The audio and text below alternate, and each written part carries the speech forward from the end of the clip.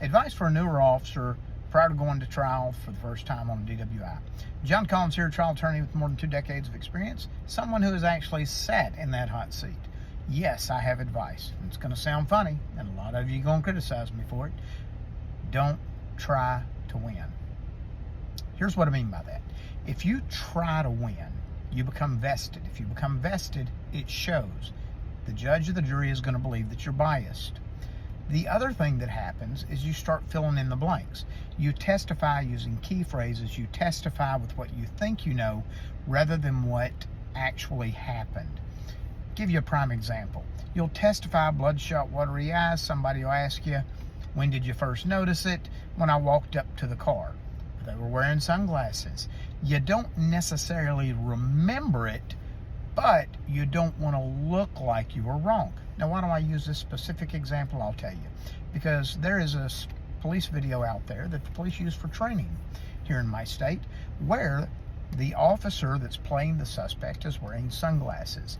I've done this cross-examination many times where I'll ask the officers in a mock trial where there is nothing at stake, when did you first notice the bloodshot, watery eyes? And every one of them has said, when I first approached the car and began speaking with the defendant.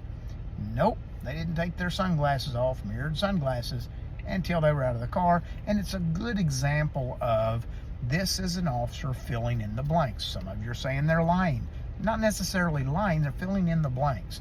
We do that with our minds where we take a fact from here and we take a fact from here, and this is where we're trying to get, and we meet there in the middle. So these officers had no reason to lie in the training. There was no case at stake. There was no defendant getting away with it.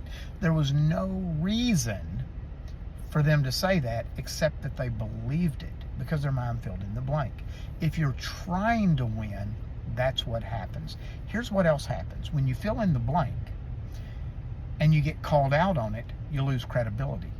When you lose credibility on one thing, and ask these officers that have been to trial a lot, if you lose credibility on one thing, your credibility goes out for everything.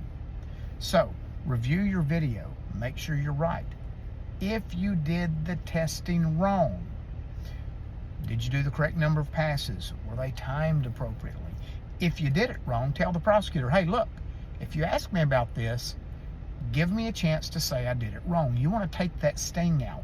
Don't let the defense attorney show that you did it wrong. Bring it up at the beginning, right? Because you're not trying to make your case. Oh, but John, what if the defense attorney didn't catch it?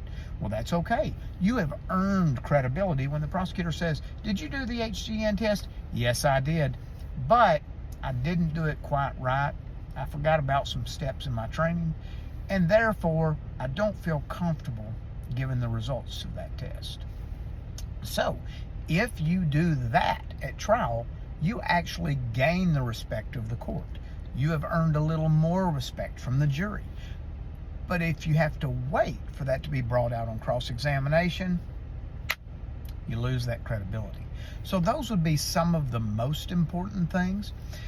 When an officer testifies with certainty, and when an officer testifies about things they think they know, that is my playground. That is where I can show time and time again. I'll give you an example where an officer says, well, based on the studies. If you say based on the studies, you better know the studies because we're going to talk about them.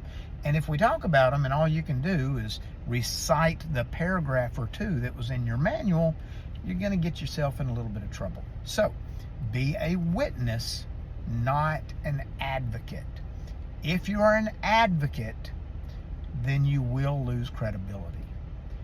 And remember that you can't lose a case because you made an arrest based on probable cause, and it's a much different standard than proof beyond a reasonable doubt. Good luck on your trial, and I hope this was helpful.